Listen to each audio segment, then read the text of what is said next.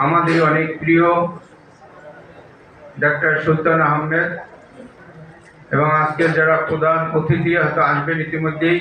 রাস্তায় কিছু হুজুর দেখলাম যারা রাস্তাটাকে ব্যারিকেড করে দিয়ে রাখছে, অনেক ঘুরে তারপর এখানে ঢুকতে হয়েছে।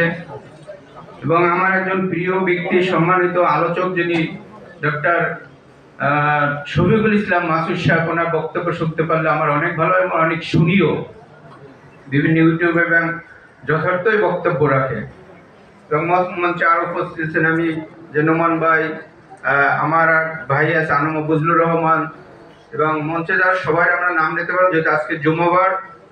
সকলের মঞ্চে যারা আছেন সকলের প্রতি আমি শ্রদ্ধা নিবেদন করছি এবং সামনে যারা শুনছেন সকলকে আমার সালাম জানাচ্ছি। আসসালামু আলাইকুম ওয়া রাহমাতুল্লাহ। প্রিয় বন্ধুরা, আপনারা সবাই চুপচাপ বসে আছেন। আচ্ছা, অনেকের কথাই শুনেছেন এখানে এবং অনেক মনের ভিতর থেকে কথা বলেছে যে প্রত্যেকে নির্যাতন হয়েছে। আচ্ছা, এখানে বলেন তো একজন হাত জাগান তো, কে নির্যাতিত হয় নাই এই 16 বছরে? একজন একটু হাত জাগায় দেখান তো যে আমি নির্যাতিত হই না এই 16 বছরে। আমরা প্রত্যেকেই নির্যাতিত। ছোট একটা নির্যাতনের একটা নমুনা হচ্ছে, যদি জামাত শিবির পেত, সামাজিকভাবে ওই ভদ্রলোকের অবস্থান কিন্তু খুবই শক্ত এবং কঠোর এবং এলাকায় তার সবচেয়ে পরিচিতি আছে। কিন্তু তাকে দেখা গেছে যে পুলিশ যদি ওনাকে কোমরে দড়ি বেঁধে থানায় নেওয়া হয়, তাকে আটক করা হয়, তাহলে ওই পুলিশ কর্মকর্তার নাকি প্রমোশন হতো। নাকি আপনি ভুল বলছি কিনা? এইটাই ছিল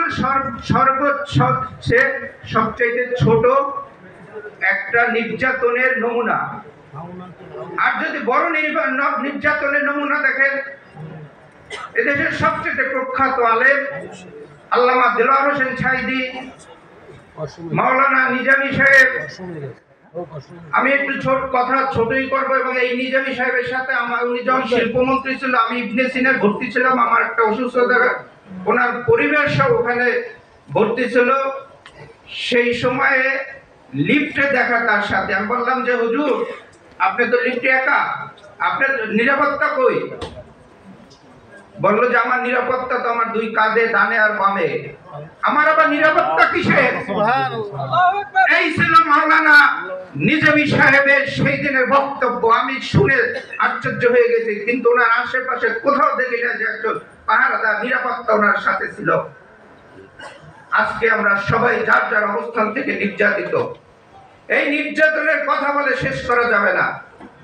প্রিয় বন্ধুরা, আমি এখানে যেহেতু জুমাবারে অনেক বক্তব্য আছে, সুলতান ভাইয়ের সাথে আমিও তো অত পরিচয় না, কিন্তু বিভিন্ন সময় আমরা বরগুনা ফার্ম থেকে এই যে শীতকালীন বস্ত্র বিভিন্ন জায়গায় আমরা বিতরণ করেছি, ছিলাম ওনার সাথে।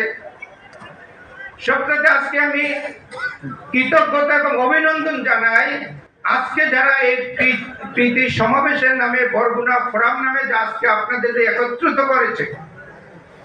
আমরা যদি এই একত্রিত থাকতে পারি, অনেকে অনেক কথা বলেছেন যে ইসলামী ব্যাংকের এক ভদ্রলোক কথা বলেছেন যে যা যা লাগে আপনার দিয়ে দেব। আমাদের তো টাকা চাই না, আমরা চাই আমাদের এই বরগুনা জেলার থানার কথা বলার দরকার নাই, বরগুনা জেলায় যে কটা থানা আছে, যদি আমরা থানায় সেই যার অবস্থান থেকে যদি ওইটুকু করতে পারি যে লেখাপড়া শেষে যে তার জীবন বৃত্তান্ত বায়োডাটা জমা দেবে, যদি ওইটা অনুযায়ী যদি তাকে একটা চাকরি বা কোনোভাবে যদি তাকে সহযোগিতা করা যায় তার যোগ্যতা অনুসারে, সেইটা হবে আমাদের সবচেয়ে পাওনা। এখানে আপনাদের মামা খালুর দরকার নাই। আপনারা 15 বছরে দেখেছেন যে মামা খালুর কারণে আজকে যেখানে যাবেন, সেই 5ই আগস্টের বিপ্লবের পরে যারা এখনো পুলিশ বাহিনী বাংলাদেশে সেইভাবে আইন শৃঙ্খলা পারফর্ম করতে পারতেছে না, কারণ কি ওই মামা খালু এবং ওই ছাত্রলীগ দিয়ে তাদেরকে চাকরি দিয়েছে। আমরা এইখানে যারা বরগুনা জেলার যারা প্রত্যেক আছি, আমরা পাহারা দিয়ে রাখবো, অতন্ত্র প্রহরীর মতো পাহারা দিয়ে রাখবো।